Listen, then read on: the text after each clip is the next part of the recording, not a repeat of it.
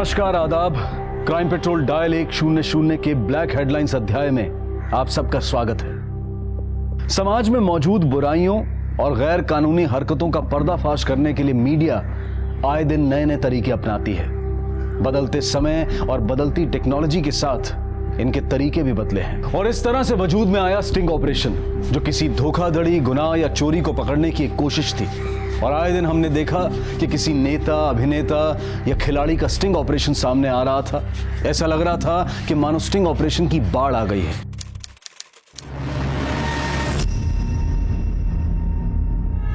अब जो गलती से फंसा हुआ है वो तो सुधर सकता है, कोई प्रॉब्लम नहीं है, लेकिन जिसने क्राइम को अपना प्रोफेशन बनाया है, पैशन बनाया है, वो क्या सुधरेगा?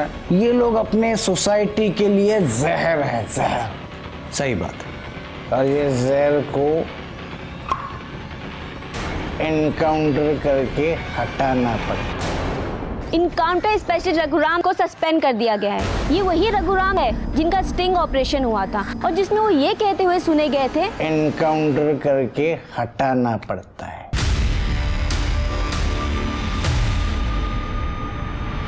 सर, आपको फेक इनकाउंटर के चार्ज पे सस्पेंड किया गया है। इनकाउंटर के नाम पे आपने मर्डर किया है। सर, आप अपनी सफाई में कुछ कहना चाहेंगे? अपनी बेगुनाही के लिए कुछ कहना चाहेंगे?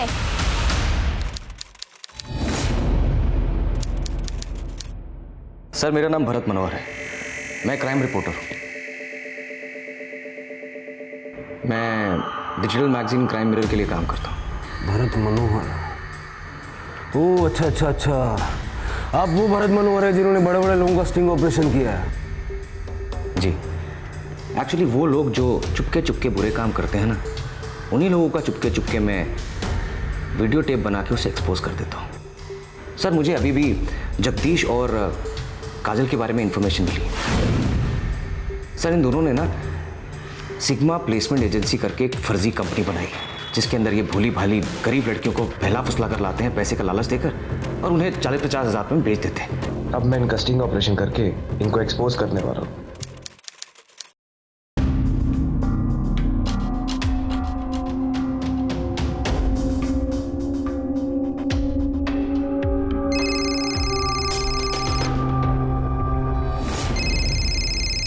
चलो।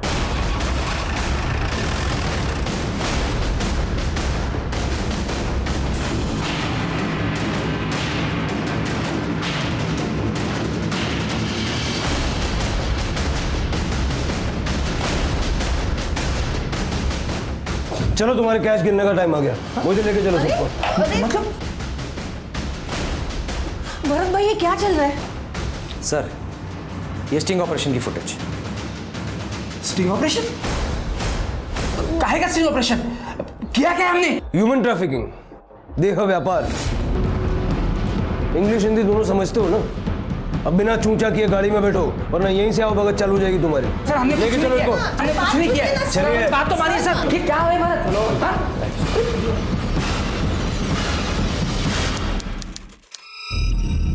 देखिए साहब, हमारी एक छोटी सी कंपनी है, घर काम के लिए बाई दिलाना, डोमेस्टिक हेल्प प्रोवाइड करना हमारा काम है, और उसी लिए हमने उन 2 लड़कियों को वहां पर बुलाया था। हाँ सर, मैं एक औरत हूँ, मैं किसी लड़की के साथ ऐसी घटिया हरकत सोच भी नहीं सकती। सर, हमने कोई भी गलत काम नहीं किया है सर। एक औरत के साथ क्या कर सकती है ये तुम मुझे तो मत बताओ। हजारों केसेस देखे हैं मैंने। आपको यकीन नहीं हो रहा है ना? एक मिनट, ये लीजिए, ये है मेरा कार्ड। देखिए देखिए, आप हमें किसी भी झूठे इल्जाम में अंदर नहीं कर सकते। ये कार्ड दिखा के इम्प्रेस कर रहा है मुझे? ऐसे कार्ड गली गली में 300 रुपए में छपते हैं। पकड़। क्या बात कर रहे हो आप? मेरे को उठाए गिरा नहीं हूँ, टैक्स पे करता हूँ मैं। देखिए, मैं चुप बैठने वालों से नहीं हूँ, मैं मीडिया के पास जाऊंगा। तू क्या मीडिया के पास जाएगा? मीडिया ही तुझे यहाँ लेके आया है, और टैक्स पे करने से तेरे गोरख धंधे लीगल नहीं हो जाते। मैंने कुछ भी इलीगल। तुम 2 मिनट चुप बैठो, मैं बात करती हूँ। सर, हम शरीफ लोग हैं, सोसाइटी में हमारी इज्जत है, और आप ऐसे किसी के भी कहने पे हमें यहाँ उठा ले आए, और वो भी ह्यूमन ट्रैफिकिंग के इल्जाम में। सर, हमारी इज्जत मिट्टी में मिल जाएगी सर। सर प्लीज़ हमें छोड़ दीजिए। छानबीन होने तो जाने देंगे। कंप्लेंट आई है, रेड में पकड़े गए हो, समझे? अच्छा, तो वर्दी पहनी है इसलिए आप कुछ भी करोगे हमारे साथ? हाँ, आपके ऊपर भी कुछ चीज है, कानून नाम की चीज इस देश में है। मैं आपको कोर्ट में घसीटूंगा, मैं चुप नहीं बैठूंगा, आपके ऊपर मानहानि का दावा ठोक दूंगा। देखते हैं इन जगह मोबाइल पर्स वगैरह जगह असल से जमा कर। सर मेरी बात तो सुनिए सर। सर हम ऐसे लोग नहीं है। अब ये रोना धोना बंद करो, हम तुम्हारी मदद ही करना चाहते हैं। अब ये बताओ कि तुम लोग वहां पर क्या कर रहे थे? साहब नौकरी के लिए गए थे वहाँ पे। काजल दीदी ने बोला कि ऑफिस में चाय पानी और झाड़ू पोछा के लिए भाई चाहिए। कुछ गलत काम नहीं करने गए थे साहब, हम सच बोल रहे हैं। अभी क्या साहब, कभी कोई गलत काम नहीं किया। घर घर काम करके पेट पाल रही हूँ साहब। एक छोटी बच्ची भी है पड़ोसी के पास। इनका मेडिकल करवाओ, स्टेटमेंट लिखवा लो और जाने दो। ओके सर, आइए।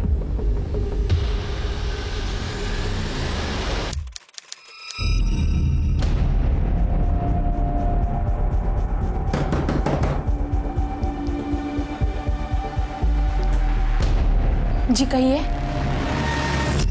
साहब हम लोग भी टेंशन में, पता नहीं कहाँ चले गए। दोपहर से गायब हो। उसकी मिसिंग कंप्लेंट लिखवाने पुलिस स्टेशन जाने को सोच रहे थे। और साहब मुंबई उसके लिए नया है, हमारा गांव तो जलगांव है। मैं भी उससे पहले बाबा के पास ही रहती थी। जब शादी हो गई तो यहाँ पे आ गई। पिछले साल जब बाबा चल बसे तो रेनू अकेली हो गई, इसलिए मैं उसे यहाँ पे ले आई।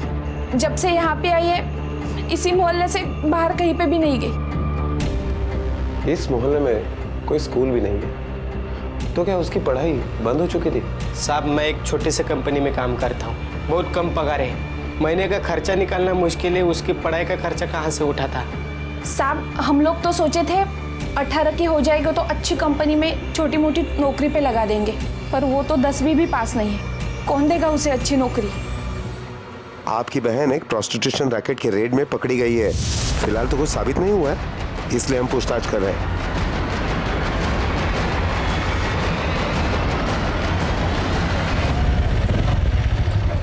शायद ये घर है।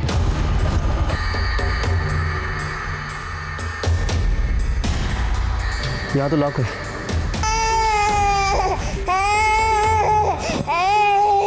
चला त्यांना विचारूया।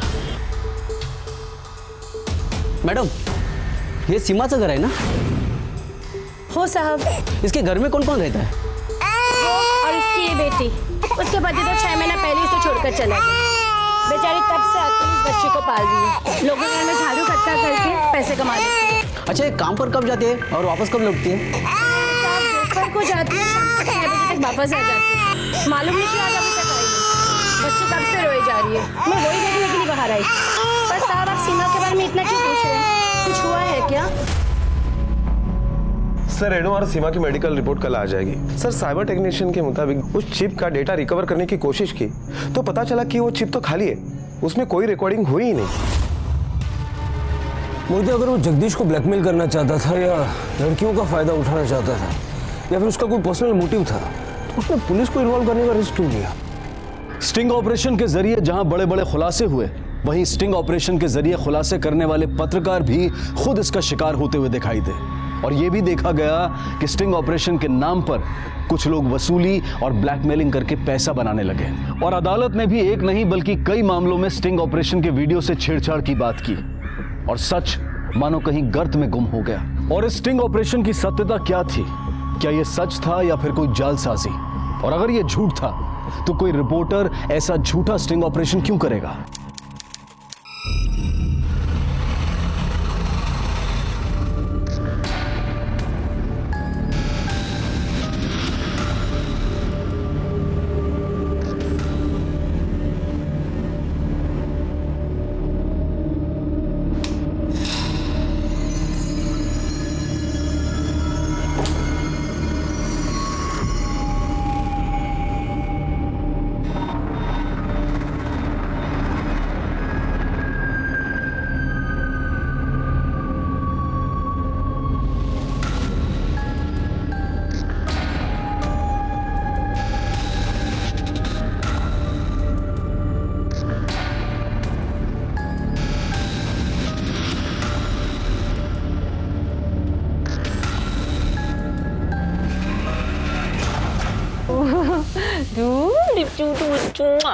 अच्छा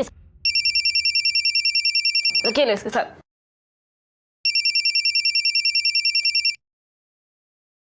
हाँ बोलो। मैं भरत बोल रहा हूँ। जानती हूँ क्यों फोन किया, ये बताओ। देखो सरिता, मेरे साथ इतना हार्श होने की जरूरत नहीं। मैं जानता हूँ हमारे बीच के रिश्ते सारे खत्म हो गए हैं, लेकिन मेरी बेटी है तुम्हारे घर में अभी,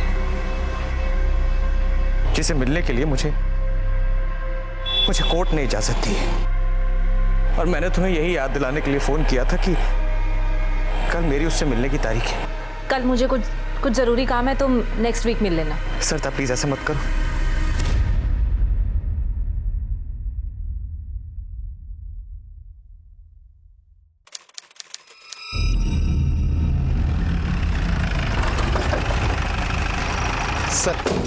सर हमने इस भरत मनोहर के बारे में पता किया। वो इस क्राइम मिरर मैगजीन के लिए पिछले 15 साल से रिपोर्टिंग का काम कर रहा है। लेकिन पिछले 2 साल में ये मैगजीन प्रिंट से डिजिटल में कन्वर्ट हो गया है और इसकी नौकरी खतरे में आ गई क्योंकि इसके पुराने तरीके नए डिजिटल नॉलेज के सामने फेल होने लगे। इसने स्टिंग ऑपरेशन का रास्ता चुना। इसने एक पुलिस इंस्पेक्टर का स्टिंग ऑपरेशन भी किया। इनकाउंटर स्पेशलिस्ट रघुराम को सस्पेंड कर दिया गया है। ये वही रघुराम है जिनका स्टिंग ऑपरेशन हुआ था। शायद अपनी नौकरी बचाने के लिए उसने स्टिंग ऑपरेशन किया हो जो फेक हो। सर टेक्निकल एक्सपर्ट्स के मुताबिक अगर कैमरे के अंदर करप्ट चिप डाली जाए और जैसे रिकॉर्डिंग का बटन दबाया जाए तो कैमरा तुरंत सिग्नल दे देता है कि कैमरे के अंदर करप्ट चिप है। ये तो स्टिंग ऑपरेशन का मास्टर है, मतलब ये जानता था कि कैमरे के अंदर करप्ट चिप है, फिर भी उसने स्टिंग ऑपरेशन करवाया, शायद हमें गुमराह करने के लिए।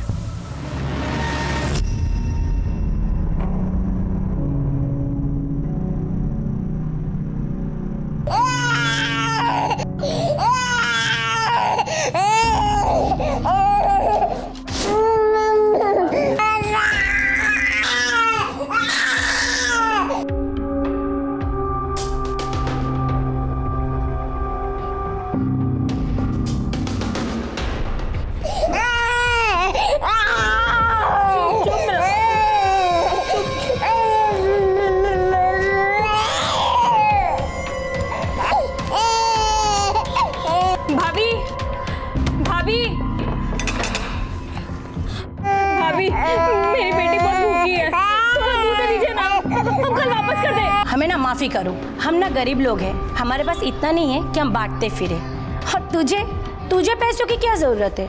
तेरे पास तो इतने हैं कि तू दूध तो छोड़, दूध की डेयरी तक खरीद सकती है। तू कितनी सती सावित्री है ना, ये मैं बहुत अच्छी तरीके से जान चुकी हूँ। और तेरे जैसी औरत के साथ बात करके ना मैं अपनी बदनामी नहीं करवाना चाहती हूँ। चल निकल यहाँ से। भाभी सुनिए ना, भाभी बात सुनिए ना, भाभी।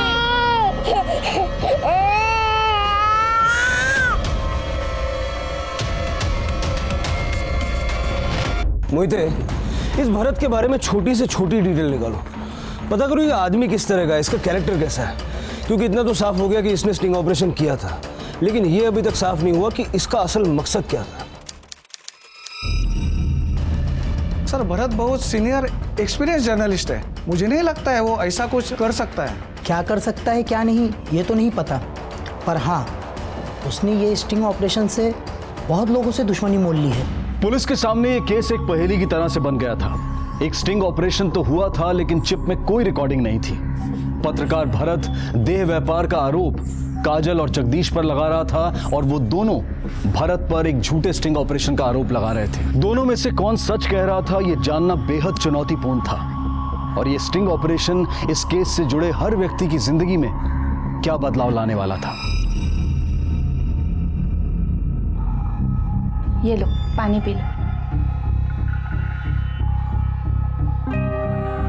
भूख लगी है? कुछ खाना खाओगी? वाह बढ़िया, खाना खिलाए उसको।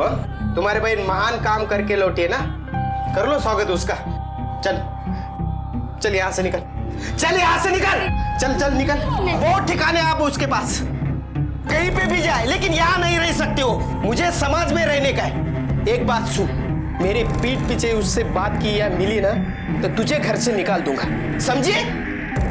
तू क्या मुंह देख रही? चल निकल यहाँ से, निकल यहाँ से। आईना तेरी शक्ल मत दिखाना मुझे, चल निकल यहाँ से।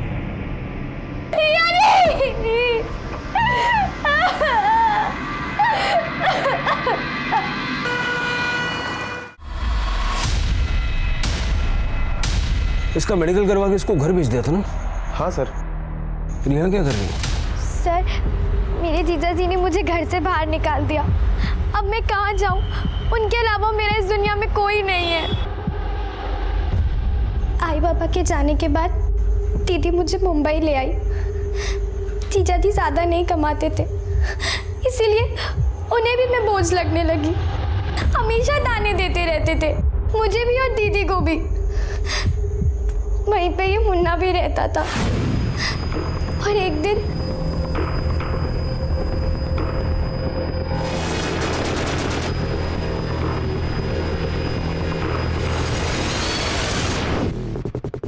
क्या सोच रही है? आज फिर खाना नहीं मिला ना? क्यों अपनी बेइज्जती करवा रही है? कुछ काम धाम कर, हैं? अपने पैरों पे खड़ी हो जा।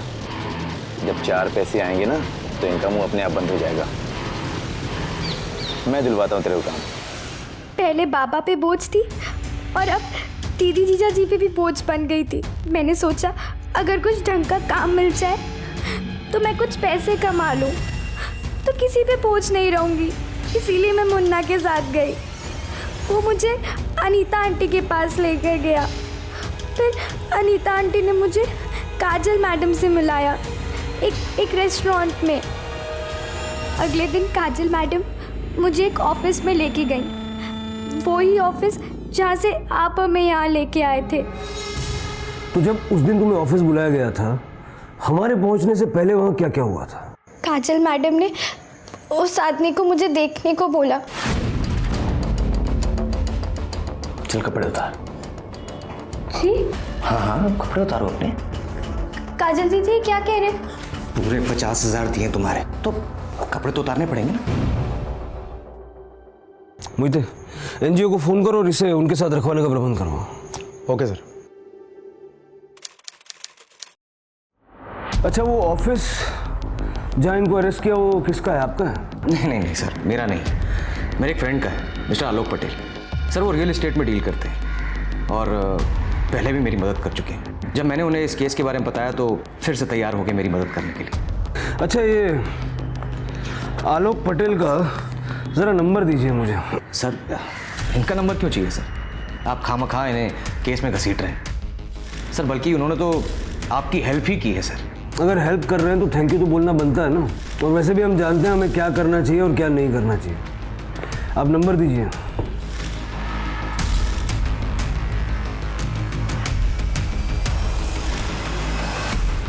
सर मैं आलोक पटेल।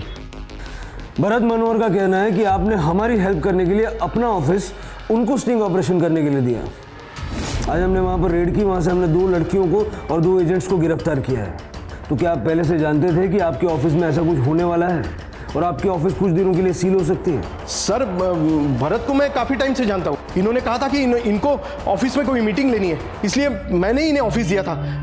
लेकिन ये स्टिंग ऑपरेशन और ह्यूमन ट्रैफिकिंग का नाम भी नहीं लिया इसने। तो ऐसे ही भरोसा करके ऑफिस दे दिया? इस बात का क्या सबूत है कि तुम इसमें शामिल नहीं हो? सर मैं ये लड़की वड़की का चक्कर। भरत, अरे क्या यार बेकार में मुझे फंसा रहा है तू? हाँ, एक तो भरोसा करके तुम्हें ऑफिस दिया, अब ये पुलिस वालों के सवालों का जवाब भी मैं दूं क्या? आलोक भाई शांत हो जाओ, कुछ नहीं होगा। अरे क्या शांत हो जाऊं? बैठे बिठाए तुमने मुसीबत खड़ी कर दी। मदद करने का यही इनाम दिया क्या तुमने मुझे? आप दोनों शांत हो जाइए। फिलहाल आप दोनों यहाँ से जा सकते हैं, लेकिन शहर से बाहर मत जाना। चलिए। इसने आलोक पटेल को भनक तक नहीं लगने दी उसके ऑफिस में वो क्या करने वाला था। मुझे लेकिन फिर भी उसका मोटिव क्या हो सकता है? क्योंकि उसने खुद हमें फोन किया था और वो अपने आप को जानबूझ के ऐसे मामले में तो फंसाएगा नहीं। फिर भी उस पर नजर रखो। रेनू के बयान ने इस पूरे केस को घुमाकर रख दिया था। हर कोई एक दूसरे पर आरोप लगा रहा था। भरत को समझने के लिए अब पुलिस ने उसकी पत्नी और उसके जानने वालों से उसके बारे में पूछताछ शुरू की। सर आप क्यों मुझे इन्वेस्टिगेशन के नाम पर परेशान कर रहे हो? मैं आपको पहले ही बता चुकी हूँ कि मैं उस आदमी को छोड़ चुकी हूँ जिसके लिए मैंने सब कुछ किया। उस आदमी ने एक प्रोस्टिट्यूट के लिए मुझे धोखा दिया। अरे बंद करो अपना ये समाज सेवा का ढोंग। ये समाज सेवा नहीं है, मेरा काम है और मेरे काम को गाली मत दो। अच्छा, तुम काम के नाम पर हमारे रिश्ते को गाली दे सकते हो, मैं तुम्हारे ढोंग को गाली नहीं दे सकती हूँ। अरे तुम्हारा असली रूप देख लिया है मैंने। बंद करो ये शरीफ होने का नाटक। मुझे शर्म आती है खुद पर कि मैंने तुम जैसे नीच आदमी के लिए अपनी फैमिली, अपना करियर सब कुछ छोड़ दिया, लेकिन तुमने प्रोस्टिट्यूट के लिए 1000 बार समझाया तुम्हें सरिता मैंने, 1000 बार कि हमारे बीच में कुछ नहीं है। एक औरत होने के बावजूद एक दूसरी औरत के लिए तुम्हारे प्रति बिल्कुल भी सहानुभूति नहीं है। मुझे उससे नहीं पर तुमसे उम्मीद थी। अरे क्या उम्मीद थी मुझसे कि मैं एक रिपोर्टर होने के बावजूद उस दलदल में फंसी हुई लड़की की मदद ना करूं, उसे उस नरक से ना बचाऊं? क्योंकि जो तुम्हारे दिमाग में जो गंदगी बसी हुई है उसकी वजह से मैं उस लड़की को उस कीचड़ में मरने के लिए छोड़ दूं? बेशर्मी की भी हद होती है भरत, तुम अब भी खुद को डिफेंड कर रहे हो। समझने समझाने का वक्त चला गया, मुझे रहना ही नहीं है तुम्हारे साथ, मैं डिवोर्स फाइल कर रही हूं। प्रोस्टिट्यूट के लिए आपको धोखा दिया? मतलब? थी एक जिसे उसने रेड लाइट एरिया से अपने स्टिंग ऑपरेशन के थ्रू बचाया था। एक प्रोस्टिट्यूट को बचाया और आपको धोखा दिया, ये दोनों बातें एक दूसरे से बिल्कुल उल्टी है। उस लड़की का नंबर है आपके पास जिसे उसने बचाया था?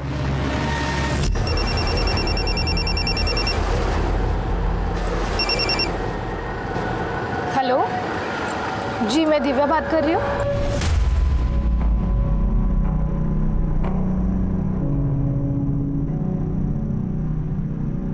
साहब, मैं नासिक से हूँ। मेरे अंकल काम देने का झूठ बोलकर मुझे मुंबई लेके आए और यहाँ के लड़कियों के दलाल को मुझे बेच दिया। सब वहाँ पे मैं अकेली लड़की नहीं थी, मेरे जैसी और बहुत सारी लड़कियाँ थी जिनके साथ दिन रात बहुत बुरा काम होता था। तो फिर तुम वहाँ से बाहर कैसे निकले? भरत साहब जैसे नेक इंसान की वजह से मैं वहाँ से बाहर निकल पाई सर। उन्होंने स्टिंग ऑपरेशन किया और पुलिस को बताया, जिसमें सब लोग पकड़े गए। जो लड़कियां जहाँ की थी उनको वहीं पे भेज दिया। साहब, मैं भी घर चली गई थी, लेकिन जब मेरे घर वालों को पता चला कि इतने दिन मैं कहाँ थी, क्या कर रही थी, तो उन्होंने मुझे घर में लेने से इनकार कर दिया। मैं सड़क पर आ गई थी साहब, तो मैंने भरत सर को बोला, वो मुझे एनजीओ में लेके गए। तो जब भरत ने तुम्हारे लिए इतना कुछ किया तो उसने उसकी कोई कीमत मांगी? मेरा मतलब है फिजिकल फेवर या ऐसा कुछ?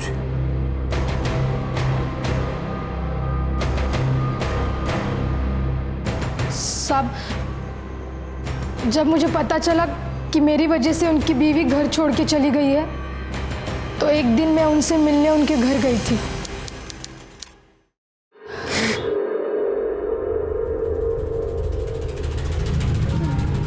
सर, ये सब मेरी वजह से हुआ है।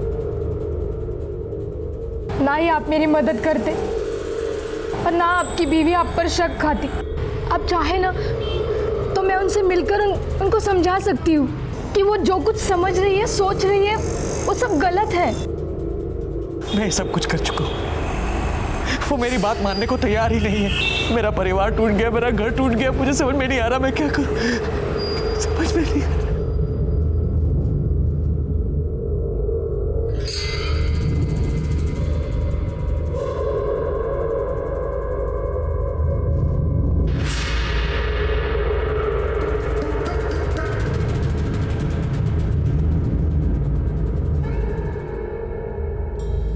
मैं आपकी बहुत इज्जत करती हूँ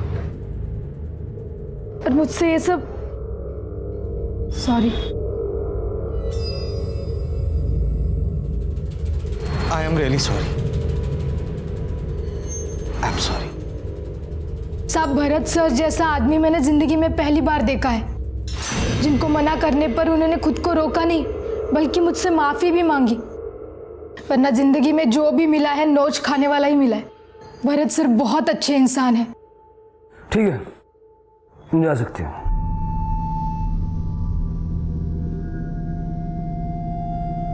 साहब, आपसे एक विनती है।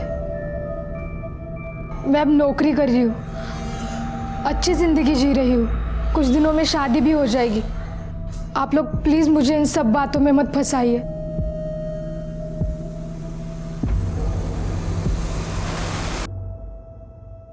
मुझे इसकी बात पे विश्वास करना थोड़ा मुश्किल है। मुझे लगता है ये सच नहीं बोल रही। अगर भरत ने इसके साथ कुछ गलत किया भी होगा तो ये छुपा रही है, क्योंकि अब इसके साथ सब कुछ ठीक है और ये नहीं चाहती है कि इसके पास की वजह से इसका फ्यूचर खराब हो। मोहिते, भरत को वापस बुलाओ। मिस्टर मनोहर, डिटेल में बताइए ये स्टिंग ऑपरेशन आपने कैसे किया? सर मैंने इनकी कंपनी के ऑफिस पे फ़ोन किया और इन्होंने मुझे गोरई बोरीवली वेस्ट वाले एड्रेस पर बुलाया है।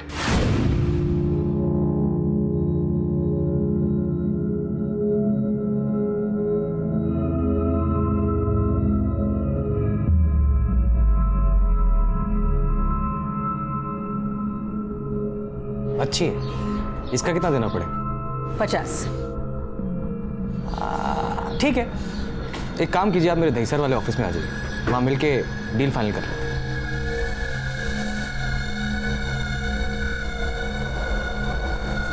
आपने छोटे लड़की के लिए बोला था, फिर भी मैं दोनों को ले आई हूँ। एक बार देख लो और जिसको रखना है वो बता दो।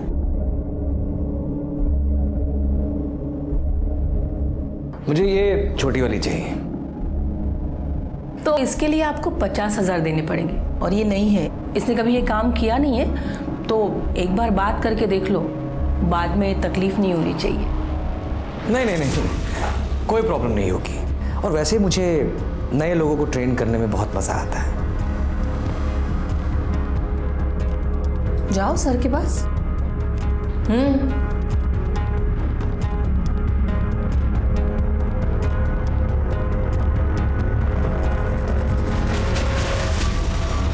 क्या नाम है तुम्हारा? रेनू। कितने साल की हो तुम? पिछले महीने 15 साल की हुई हूँ।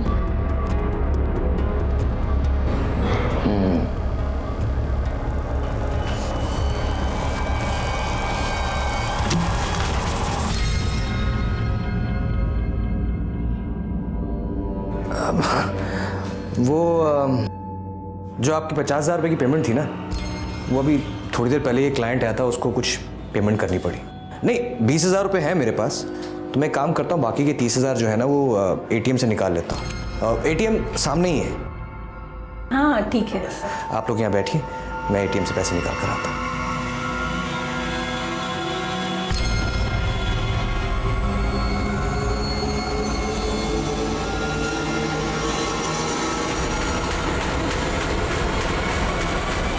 हेलो। लेकिन जगदीश और लड़कियों का कहना है कि आपने उन्हें वहां घर काम के लिए बाई चाहिए ऐसा बोल के बुलाया था। वो कोई देह व्यापार नहीं करते और आप उन पे झूठा इल्जाम लगा रहे हो। भरत के बयान के उलट रेनू का कुछ और ही कहना था। रेनू ने उस पर शारीरिक उत्पीड़न और जबरदस्ती संबंध बनाने का आरोप लगाया था।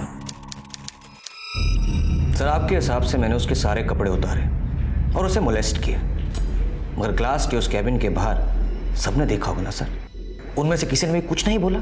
क्यों? क्योंकि सर आपने उनमें से किसी की भी स्टेटमेंट ही नहीं ली, क्योंकि अगर आप लेते तो आपका झूठ पकड़ा जाता। शायद सर आप भूल रहे हैं कि वहां मैंने आपको बुलाया था। चलो मान लेते हैं कि तुमने कुछ नहीं किया और ये स्टिंग ऑपरेशन तुम्हारे काम का हिस्सा था। पुलिस को बुलाया, वो भी अच्छा काम किया, लेकिन अपने स्टिंग ऑपरेशन को सच दिखाने के लिए तुम्हें लड़की के पास जाना पड़ा होगा, उसे छूना भी पड़ा होगा। समझते करना पड़ता है। हम भी जब अंडरकवर ऑपरेशन करते हैं तो ऑपरेशन को सक्सेसफुल बनाने के लिए कभी कभी छोटी मोटी गलत चीजें करनी पड़ती हैं। सर जो हुआ नहीं हुआ वो तो कोर्ट में साबित हो जाएगा सर।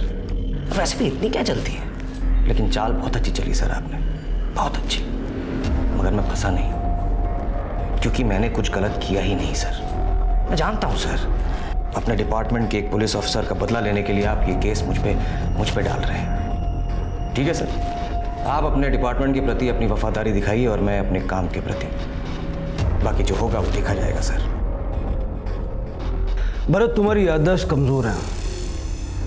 तुम भूल गए कि जिस दिन हमने रेड डाली थी उस दिन छुट्टी थी और ऑफिस में जगदीश, काजल, तुम्हारे और उन दो लड़कियों के अलावा और कोई नहीं था।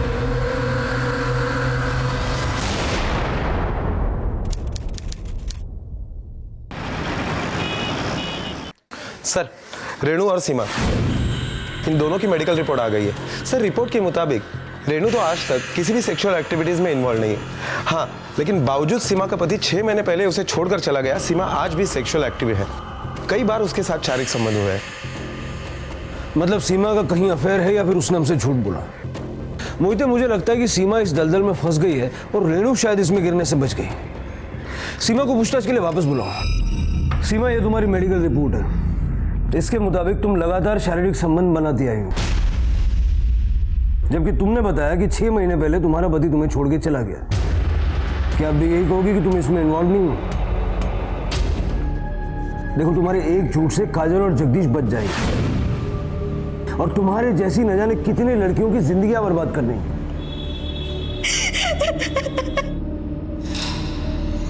साहब, जो भी किया मजबूरी में किया, मर्जी नहीं थी हमारी। कैसी मजबूरी? साहब, हम छपरा से 16 साल की उम्र में हमारी शादी हो गई। पति के साथ हम मुंबई आ गए। अभी 6 महीने पहले हमारी एक बेटी हुई है साहब। पति को लड़का चाहिए था। इतना नाराज हुआ लड़की होने पे कि छोड़कर ही चला गया। हमने अपनी मर्जी से बेटी पैदा की थी क्या साहब?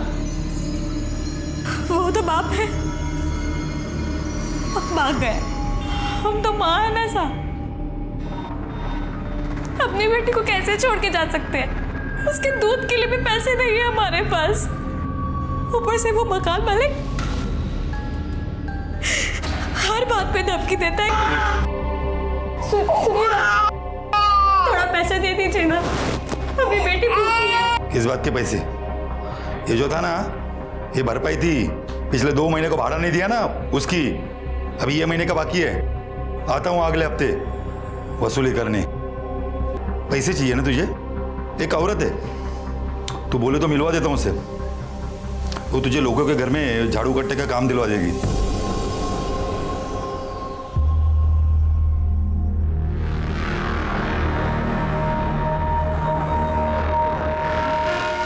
झाड़ू पोछा करके कितना कमा लेगी? महीना भर खुद को घिसेगी ना तो भी ज्यादा से ज्यादा 1000-1200, उसके ऊपर नहीं। और जो मैं कह रही हूँ वो करेगी तो 1 घंटे का 1000 मिलेगा। देख, तू जवान है, दिखने में भी ठीक ठाक है, शायद 1000 से ज्यादा भी मिल जाए। हाँ, और किसी कस्टमर का तुझ पे दिल आ गया तो क्या कहना। आप हमें कौन से काम के लिए बोल रही हैं? सब समझ रही है तू, बच्ची नहीं है, खुद का बच्चा पालना है तुझे।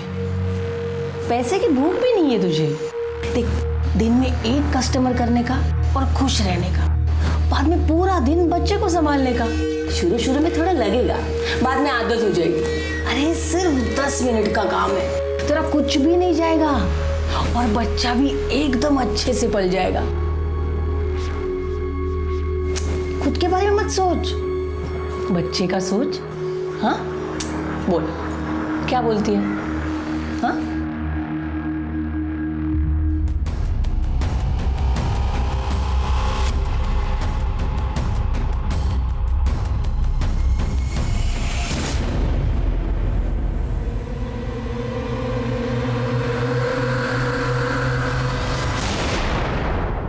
भरत मनोहर भी वहां आया था, वही आदमी जिसने तुम सबको पकड़वाया।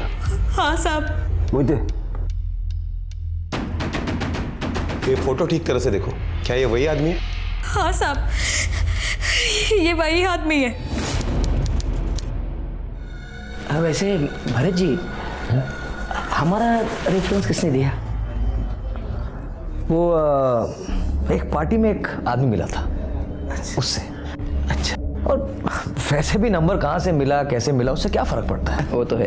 आप तो एक सर्विस प्रोवाइड करते हैं ना जी, और मैं आपको पैसे दूंगा, बात खत्म।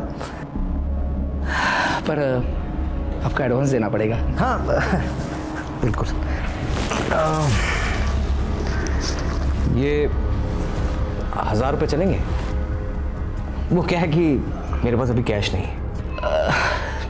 ठीक है, कोई बात नहीं। काजल, उसे लेके आना।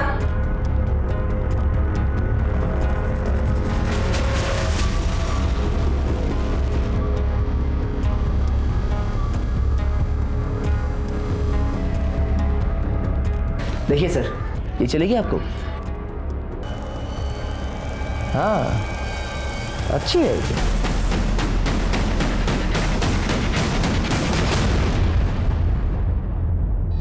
इसने हमारी मर्जी के बिना हमारे साथ जबरदस्ती की और पूरे पैसे भी नहीं दिए साहब। इसको ऐसे लगाना है, लगाओ, ये लो, लगाओ, लगाओ, हाँ अच्छे। इसको ऐसे लगाओ, ऐसे।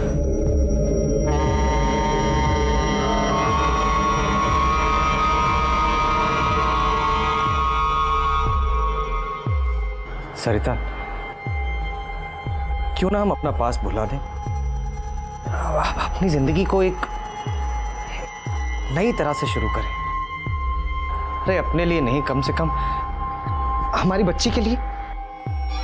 उसे तुम जैसे बाप की जरूरत नहीं है, और ये बात मैं कभी नहीं भूल सकती कि एक प्रोस्टिट्यूट के लिए तुमने मुझे धोखा दिया था। सरिता, मेरा उससे कोई संबंध नहीं था, मैं तो उसकी सिर्फ मदद कर रहा था। मिस्टर भरत मनोहर, अभी आपको कई जगह पर सफाई देनी है, हम आपको लेने आए, चलिए हमारे साथ। मतलब ये कि सीमा ने बयान दिया है कि आपने उसके ऊपर किया है।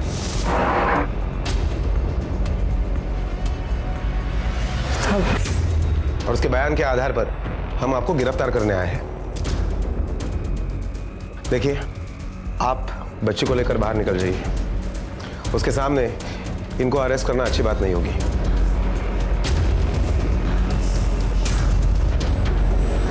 सरिता, सरिता,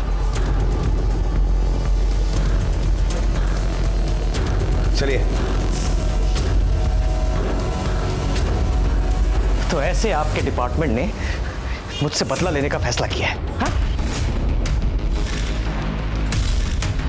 मुझे फंसाया गया है। अब तो आप ये भी कहेंगे ना कि ये जो मेरे खिलाफ चार्जेस है ये नॉन बेरेबल है, यही कहेंगे ना आप, है ना? बहुत जानकारी रखते हैं आप, बाकी की जानकारी पुलिस स्टेशन में आकर देना। सवाल यह था कि सीमा द्वारा भरत पर लगाए गए आरोप कितने वाजिब थे। क्या वाकई में भरत ने सीमा के साथ जबरदस्ती संबंध बनाए थे? क्या अपने आप को एक जिम्मेदार पत्रकार दिखाने वाला व्यक्ति वाकई में था, क्योंकि उसका कहना था कि यह पुलिस की उसके खिलाफ एक साजिश है। सीमा के बयान के अनुसार वो गरीबी से तंग आकर देह व्यापार कर रही थी, और उसी के कहने के मुताबिक जो हमारे बीच में डील हुई थी वो पूरी नहीं हुई क्योंकि मैंने उससे पैसे नहीं थी। तो उससे ये कहां से साबित होता है कि मैं उसको कर रहा था सर? तो ये साबित होता है सर कि जो कुछ भी हुआ उसकी मर्जी, उसकी रजामंदी से हुआ सर। ये रही आपकी इल्जाम की बात। और सर दूसरी बात, मैं ये प्रूव कर सकता हूँ कि हमारे बीच में कुछ नहीं हुआ। तो तुम ना ही कभी जगदीश के घर गए, ना ही तुमने सीमा को कभी देखा? सर मैं जगदीश के घर गया था, मगर वो हमारे स्टिंग ऑपरेशन का एक हिस्सा था सर। मैं वहां सोने नहीं गया था सर। मैंने कुछ नहीं किया सर, मैंने कुछ नहीं किया। तुम्हारे खिलाफ हमारे पास सबूत भी है और शिकायत भी, और कौन निर्दोष है कौन मुजरिम ये कोर्ट तय करेगा। फिलहाल हम तुम्हें कस्टडी में ले रहे हैं।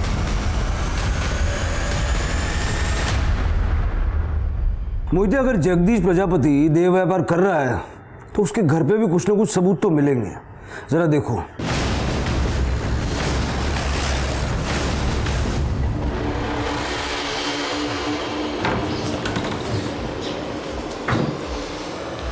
पूरे घर की तलाशी लो। ओके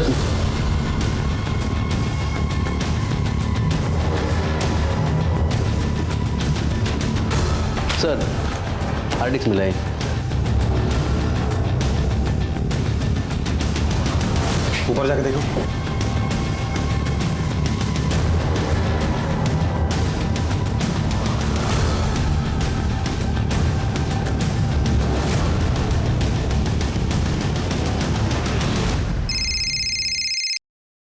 हाँ मोहिते बोल। सर, हमें जगदीश प्रजापति के घर से एक डेस्कटॉप कंप्यूटर की हार्ड डिस्क, एक रजिस्टर और एक बिल बुक मिला है। वो हार्ड डिस्क हमने साइबर सेल में भेज दी है, शायद हमें उससे कुछ प्रूफ मिले। गुड गुड गुड मोहिते, तुम लोगों का भांडा फूट चुका है। सीमा ने सारी पोल खोल दी तुम लोगों की। तुम दोनों ने ही सीमा को प्रोस्टिट्यूशन में धकेला था, और तुम्हारी ये डोमेस्टिक हेल्प की कंपनी एक दिखावा है। अब सच सच बोलोगे या दूसरे तरीके अपना है? सर मैं सच कहता हूँ, हमने ये कंपनी डोमेस्टिक हेल्प के लिए खोली थी, लेकिन उसमें ज़्यादा कमाई नहीं हो रही थी। फिर ये ऑप्शन सामने आ गया तो हम लालच में आ गए। तो फिर तुम्हारे अलावा और कितने सीधे साधे लालची लोग इन्वॉल्व हैं इसमें। मुन्ना यादव और अनीता त्रिपाठी, ये दोनों हमें लड़की अलाग कर देते थे। गरीब मजबूर लड़कियों को काम देने का झांसा देके हमारे पास लाते थे और हमें बेच देते थे। और ये भरत मनोहर का क्या लेना देना है? उसने हमें ही नहीं, आपको भी धोखा दिया है सर। पहले उसने लड़कियों के साथ मजे लूटे और उसके बाद आपको दिखाने के लिए ये स्टिंग ऑपरेशन का नाटक किया। ये केस पेचीदा हो गया था, स्थिति जड़ हो गई थी। पुलिस को ऐसे कोई पुख्ता सबूत नहीं मिल पाए थे जिन्हें वो भरत मनोहर के खिलाफ कोर्ट में पेश कर पाए। दूसरी तरफ सीमा के बयान एक दूसरे के विपरीत जा रहे थे। एक बार उसने कहा कि भरत ने काजल को पैसे दिए थे और दूसरी तरफ वो इस बात से इनकार कर रही थी। इस हालत में सीमा को भरत के खिलाफ कोर्ट में पेश नहीं किया जा सकता था क्योंकि इसका फायदा भी भरत को ही मिलता। सारी इन्वेस्टिगेशन गड्ढमड हो गई थी। जब उम्मीद की कोई किरण नहीं थी तब एक राह खुली और पुलिस की दूसरी टुकड़ी ने मुन्ना पांडे और अनीता त्रिपाठी को ढूंढ निकाला, जो इस देह व्यापार में लिप्त और दो कड़ियां थी और शायद इस केस को और रफ्तार देने वाली थी। मैं ही रेणु को अनीता के पास में लेके गया था साहब, लेकिन क्या करता था साहब, पैसे की बहुत ज्यादा तंगी थी। लेकिन साहब मैं उसको अनीता के पास लेके गया, इतना ही किया साहब। तो किसी के साथ कुछ गलत नहीं किया साहब, किसी के साथ कुछ गलत नहीं किया। उठाओ उसको।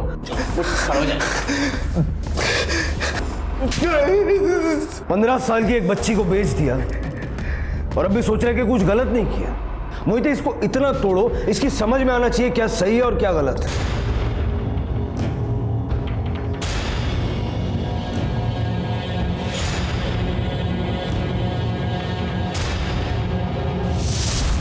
पहचानते हो इसे?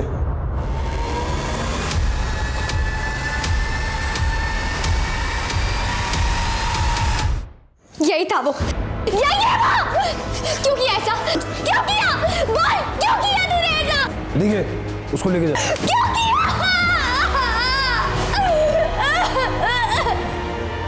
भरत का क्राइम साबित करने के लिए कोई पुख्ता सबूत नहीं थे और ऊपर से इस मामले में स्टिंग ऑपरेशन के जरिए उसने ही पुलिस को फ्रेश ट्रेड में इन्वॉल्व लोगों को पकड़ने में मदद भी की थी। इस केस में कई सवाल उठ रहे थे जिनके जवाब पुलिस इन्वेस्टिगेशन में कहीं सामने नहीं आए थे और सीमा और रेनू के स्टेटमेंट्स में काफी कॉन्ट्रडिक्शंस थे। इन सभी तथ्यों को मद्देनजर रखते हुए अदालत ने भरत मनोहर को बाइज्जत बरी कर दिया। जगदीश और काजल प्रजापति को वेश्यावृत्ति के लिए और मुन्ना पांडे और अनीता त्रिपाठी को नाबालिग लड़कियों को अगवा करने और बेचने के लिए आईपीसी की धारा 366, 372 और 373 के तहत सजा सुनाई गई। रेनू के अनाथ, गरीब और बेसहारा होने ने ही उसे दलदल की तरफ धकेला था और सीमा अपनी बच्ची के लिए दूध खरीदने के लिए बिक गई थी। जिन हालात में इंसान के प्रति सहानुभूति होनी चाहिए, उन्हीं का फायदा उठाना इंसानियत के पतन की निशानी है। एक की मजबूरी दूसरे का अवसर बन जाती है, लेकिन अपने आप को अवसरवादी होने से बचाना इंसान का खुद का धर्म है। इसी विचार के साथ अब मैं अनूप सोनी आपसे विदा लेता हूं। फिर मुलाकात होगी अगले एपिसोड में एक और चौंका देने वाले केस के साथ। तब तक अपना और अपने परिवार का ख्याल रखें और देखते रहें क्राइम पेट्रोल डायल 100। सबक एक को सीख हम सबको। जय हिंद।